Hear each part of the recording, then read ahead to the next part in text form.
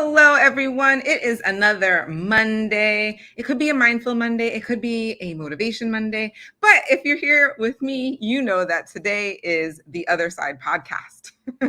It's a Monday for us. So we can talk about what it's like to be on the other side of the mental health journey that we're all on, to just live a full, more authentic life.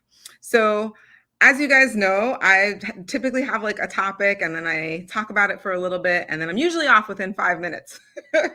But when I have my guests, I really love to dig deeper. I really love to have really interesting conversations to bring to you all so we can discuss and learn all together. And today is one of those days. I'm really excited because our topic is feminine versus masculine energies and all the things we need to know and the things that they're not telling us that we should know, all of those things. And I'm really excited because it is not just me. I have an amazing guest to join us today. And I don't want to take any further of her time. So please, everyone, please help me welcome Cathryn Bieg to the show.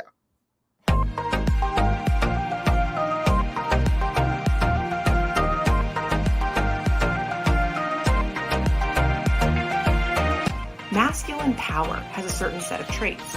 Feminine power has a certain set of traits. They are naturally magnetically attracted to each other. They're not attracted so that one that's viewed as superior by the patriarchy can lead all the time. That's not sustainable. There she is. Hi. Hi, Janelle. Welcome to the other side. I'm really happy that you're here. As everyone could see from the introduction, you are a mom, a wife, an entrepreneur, a dating coach, and our guru to masculine and feminine energy today. So for those who have never met you before, please tell us a little bit about how you became a dating coach, how you started to learn about masculine and feminine energies. Yeah, well, it's so interesting. It's like becoming a dating coach is really funny because it's a really fun thing to say at like parties. You know, it's like, oh, what are you? I'm a dating coach. Oh, what does that mean? You know, and then you get to tell all these like fun stories about what it means to be a dating coach. Mm-hmm. But that aside, it's like the only way I think you learn this kind of information is, you know, good old school of hard knocks. You have to go through it.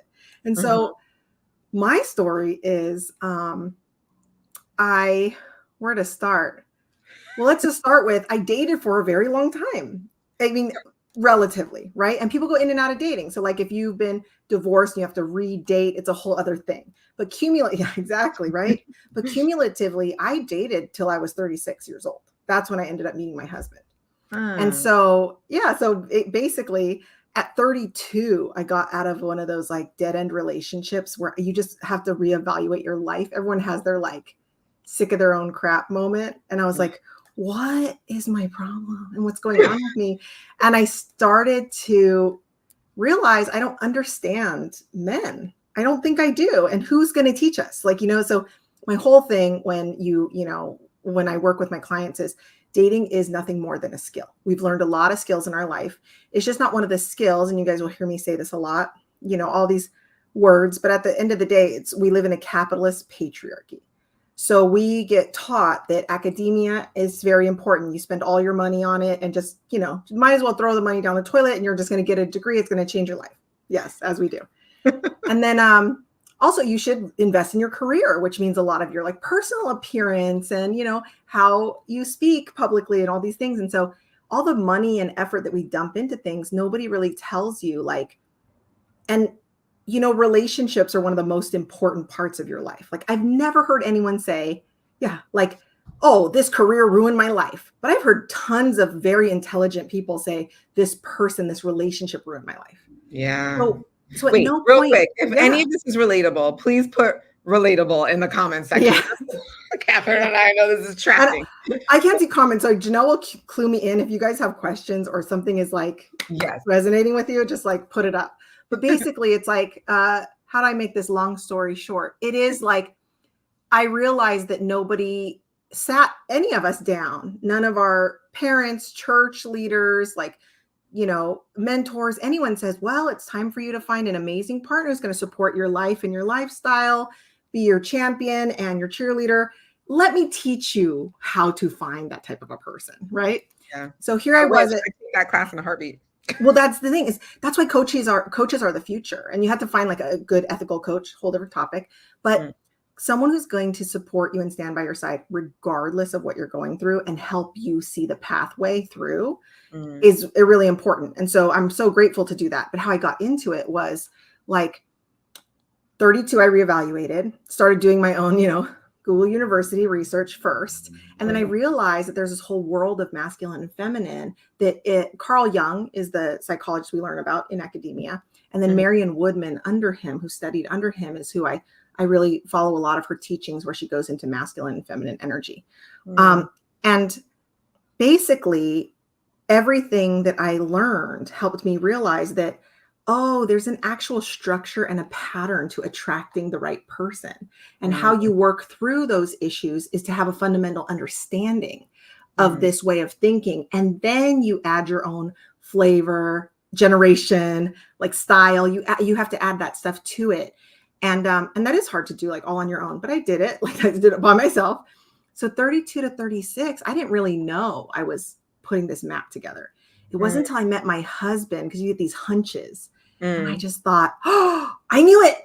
I knew something, it's like, I knew what I was like research. I just my free time researching, and like figuring stuff out and understanding men. And so I worked for a huge cosmetic company, and I saw the same patterns over and over. No matter how talented, creative, beautiful, amazing these women are, they tended to have the same type of relationships.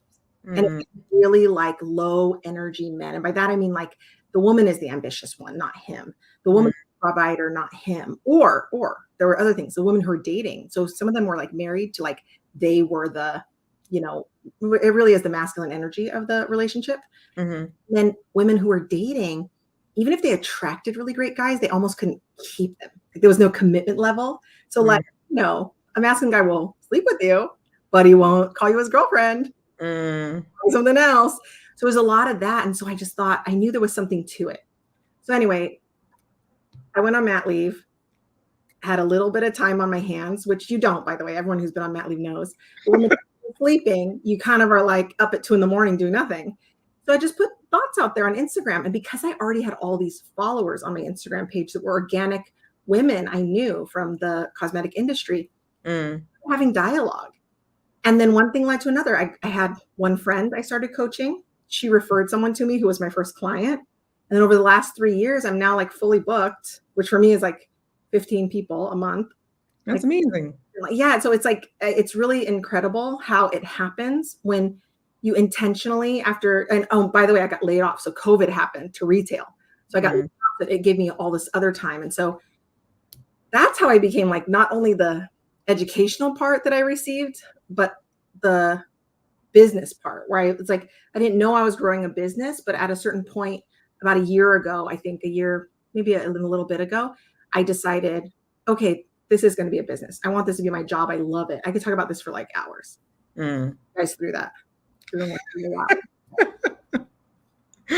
All right. Well, so then you are obviously the right person to answer this question then, right? So let's talk about the differences between masculine and feminine energies. I would love to start us off with what are the big misconceptions? What are the things that we are being told that are just not really correct? That yes. And again, if any of this is relatable to you, please go ahead and put relatable in the chat. If you have a question, please go ahead and put that in the chat. We will actually answer your question. So please let us know. Go ahead. Yeah, I'd really love to. It's easier to answer questions too than like freestyle, if that's what it takes.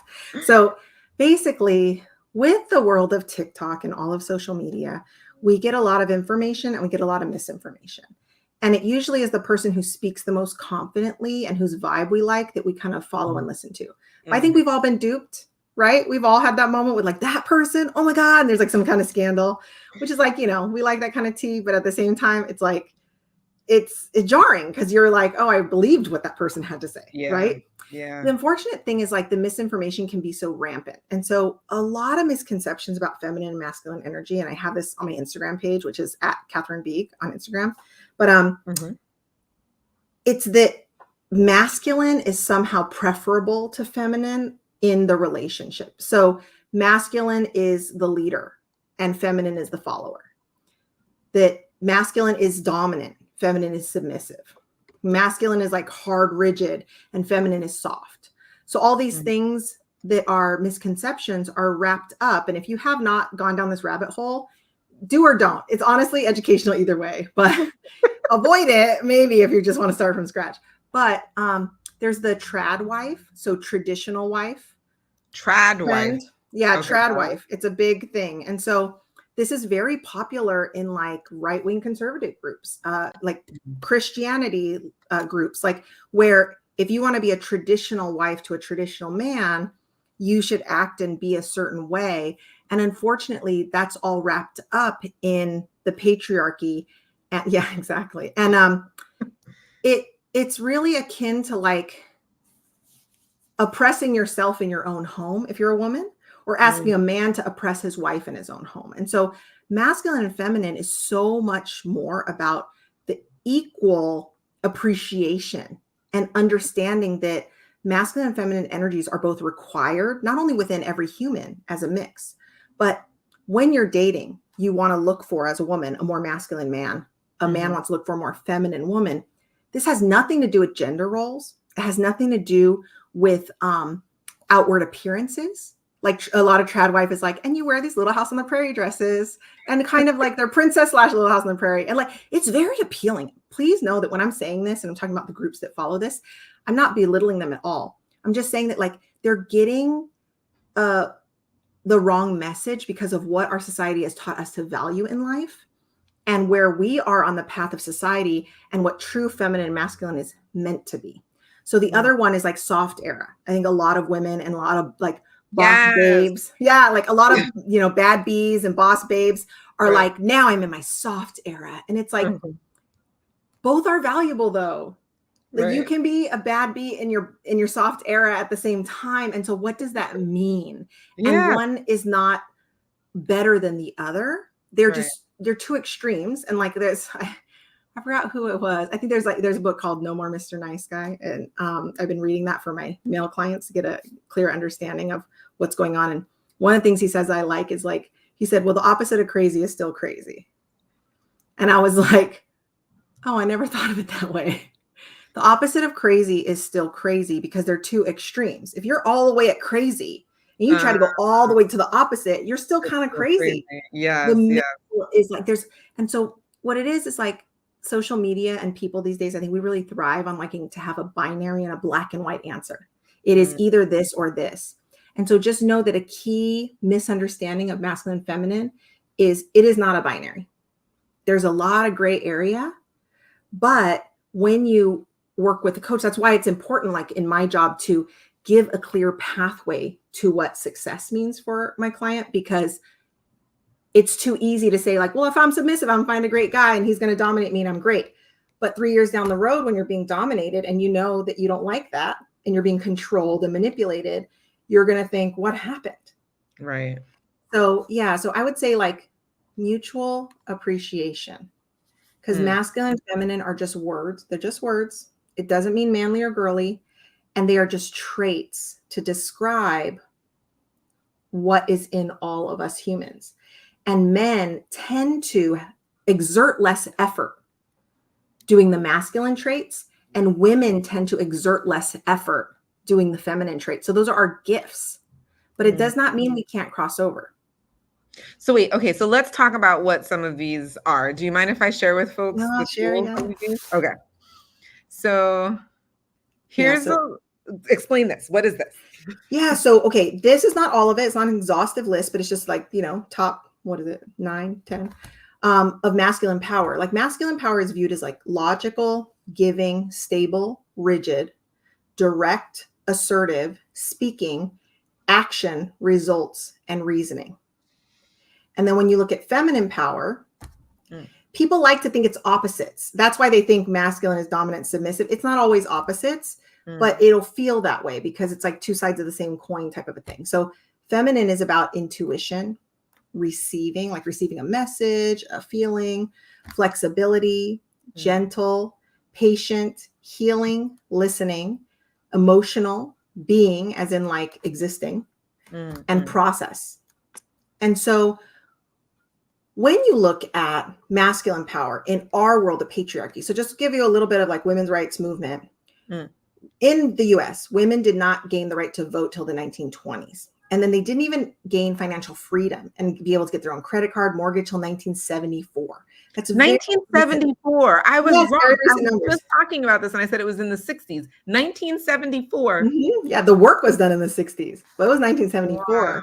when it passed. And I think it was RBG that passed it, like that, Wow. advocated for it. Yeah, pushed that through. But basically, so that's like not even that long ago. So basically, when you look at, and if we can go right back to that, Janelle, real quick. Oh, sorry.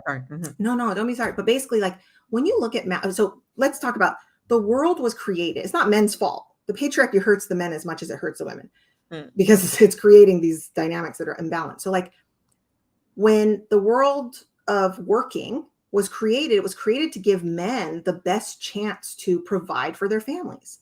So all the masculine powers are what are valued. It just makes perfect sense. And so when you look at the list of masculine power, you may think as a woman, oh yeah, I have a lot of these things. But what I want you to think of it more as is these are the skills I have to show the world to get paid and promoted.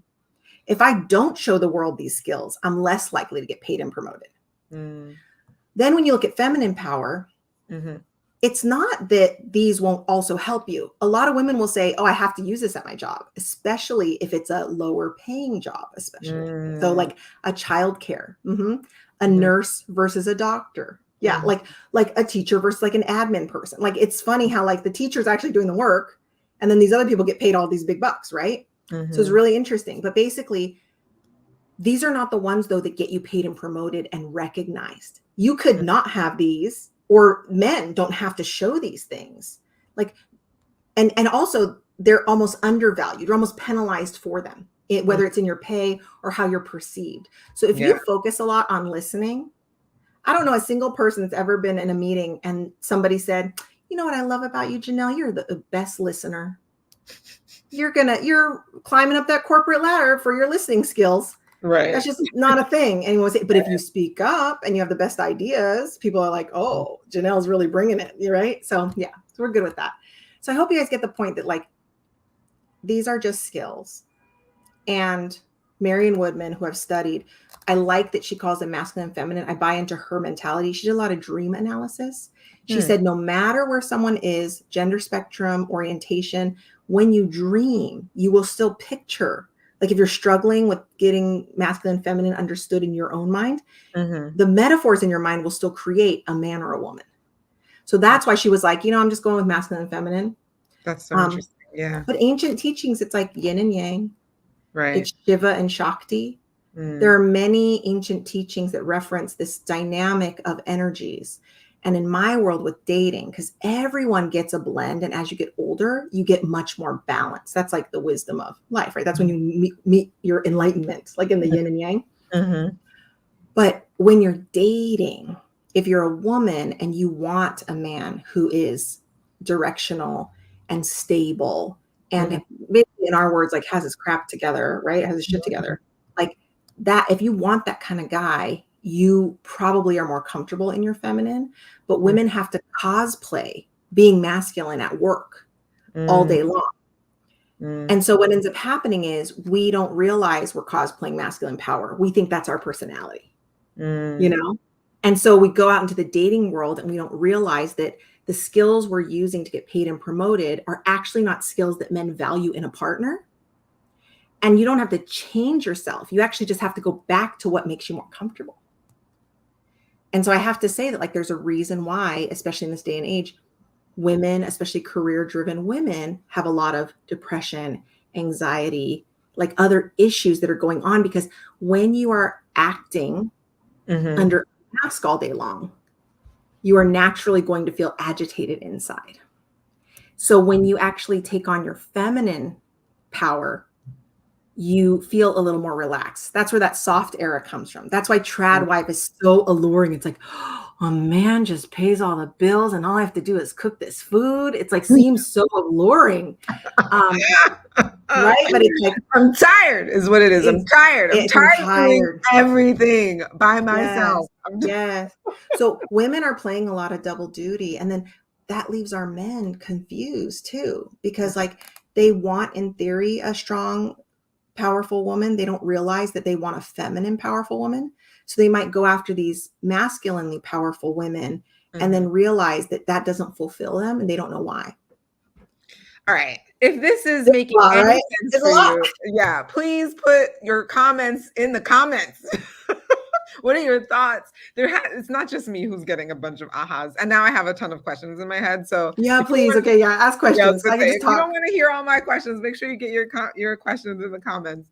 Yeah, I'll just start throwing things at the wall like I am, just to, let you guys know, like, this is my world. I love it. And this is what I teach people all day long.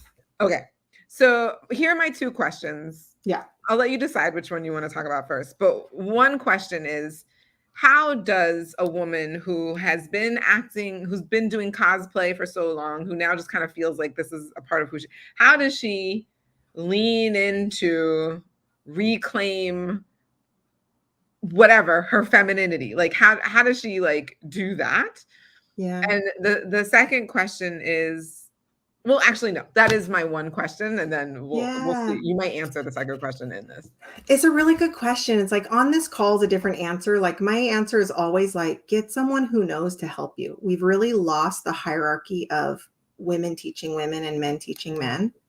And like I teach men too, but I tell them first thing when I teach them, I say, listen, I can't teach you how to be a man. A lot of my advice is going to lead you to other men.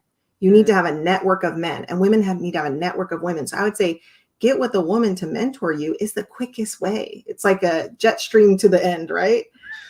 We got to stand on shoulders of giants, right? But like what I see, the number one things are, we are women that are overthinkers. If you're an overthinker, that is your masculine power. It's like, well, let me preface it with this. When women are in their masculine power, we are in a defense mechanism, a defensive shield mode.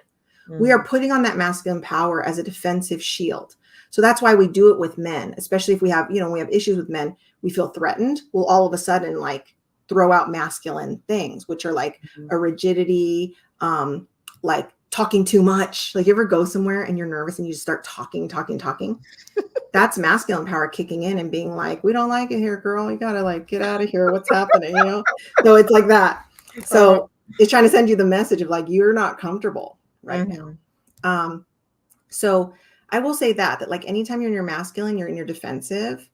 And so to get out of that defensive, you have to get out of your head and into your body. So if you don't already have an outlet to get into your body, whether it is an exercise routine, it doesn't matter. Like this is where it's not about gender roles. Like I had someone ask me, can I lift weights? I love lifting heavy weights. And that's my thing. I was like, yes, get that booty. You got to do it.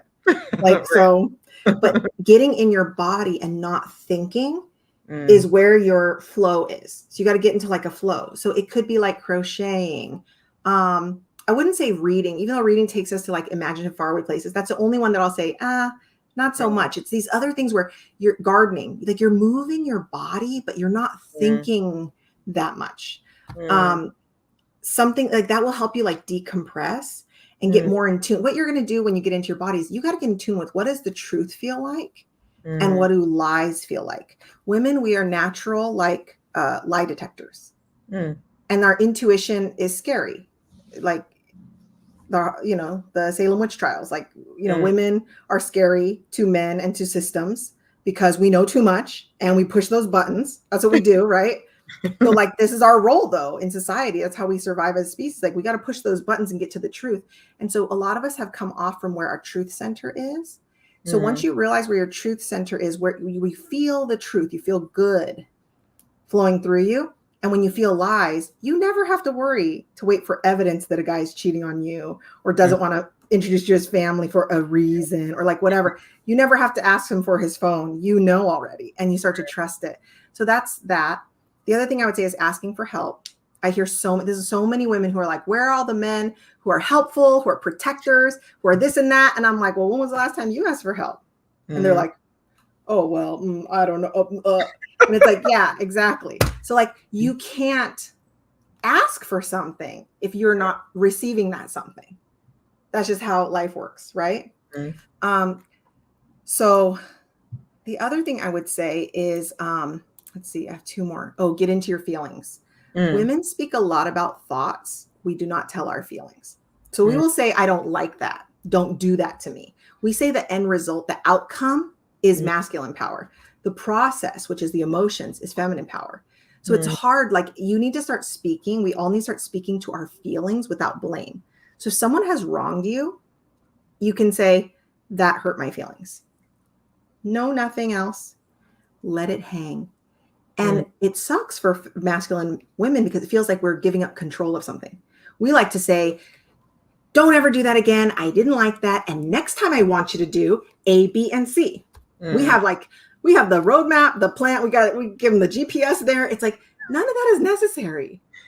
If a person really cares for you and you say you hurt my feelings with nothing attached to it, you're going to learn a lot about that person by just letting it go. And so speaking about being happy, sad, afraid, all these emotions that come up when you're trying to actually give someone direction about how to treat you, the feelings actually will get you there faster to an outcome than given that direction. And then the last thing I will say is understand and appreciate men. That's how you get into your feminine. You have to really realize that the stuff you've been taught about men is not true. Like, men have just as many emotions as we do. They have just as many oppressors as we do. Sometimes, I mean, we don't like to think of it this way as women, and especially if you're a woman of color, and like there's oppression that happens, right? And there's systemic oppression. And even if something favors men, I want every woman to think of it differently, that like it actually puts them in the hot seat a little bit more. Like, other men are looking at them a little bit more. So like, they may not look oppressed from your perspective, but the guy who's above them sure does like oppressing them. And so having that compassion and empathy for all men out there, versus I think right now what I see a lot of, and this may be social media thing, where it's like we almost have a zero tolerance policy for men who don't know. And I don't think that's fair. I don't think that they have been taught what is and isn't the way to get in tune with themselves. They're discouraged from it as well, you know? And so thankfully, I think with the beginning of like millennial men are birthing the being a present father, going to therapy when you are struggling, talking to your male friends about your emotions. And I don't think boomers and, you know, above them, the mature generation or whatever you want to call it, they were not allowed to do that stuff, you know? And so, yeah, so those are all, that's the kind of long answer of like 4-step process of like, how do you get into your feminine is like, besides the fundamental understanding that like what you see on the internet is not the real. Yeah, that's kind of it. That's really helpful. Well, at least for me, it is. Full disclosure, I feel like I've been in my masculine energy for years now. And I've been trying to do little things to bring out. I'm wearing a dress today. You guys can't see it, but like that's me trying to remind myself, like a cosplay in the reverse direction. Yes, exactly. Right? But this is why, Janelle, like these things work. Like when people say like, this is how you do a feminine makeup and this is how feminine women dress. It is just an outward reminder that's powerful to us. It's because of what we view gender. You know, it's like, it's the reason why non-binary people play around with like how they present themselves in a gender specific way of dressing. They may love how they look in pants and they still wear dresses sometimes to kind of like play with like, how do I feel in these different moments? And like, yeah, I think that when you know that that's what you're doing and it's not mandated, like to be a feminine woman, you must wear a dress every day. Right. Well, right. You know, it's like, yeah, it's the difference that we feel. Yeah. Yeah. It's a reminder for me to be softer. Exactly. Yeah. This has been really, really like good for my soul. I love this conversation. I would love to have you back so we can get into this more. I know behind the scenes, I've gotten a lot of chatter from some friends of mine who are like, yes, let's have more conversations around this. So I'd love to have you back. I always tell people, you know, so if you've ever been on my other show, Say That Channel, shout out to Say That Channel. I always tell people, please contact the person that you see on the screen. They're a real person. They will they will actually respond back. So this is where you can find Cathryn on Instagram. You can message her. She will respond. Certainly, I found Cathryn on Instagram. That's like that's the real deal. Yeah, it's so funny. And now we're like friends. We like text each other and everything. It's wonderful. Yeah, Janelle was like, "Hey, you're a dating coach." I was like, "I sure am." And she's like, "I have questions for you." I was like, "Great." That's it. It's me. It's not a team. It's like me on Instagram. Yeah. Fantastic. Well, thank you so much for sharing with us. I really do appreciate all of your wisdom and knowledge that you've shared with us. I'm really looking forward to when you come back. But until then, I just want to say thank you, everyone, for joining us. And I will see you next week. Yeah. Take care, everyone. Bye.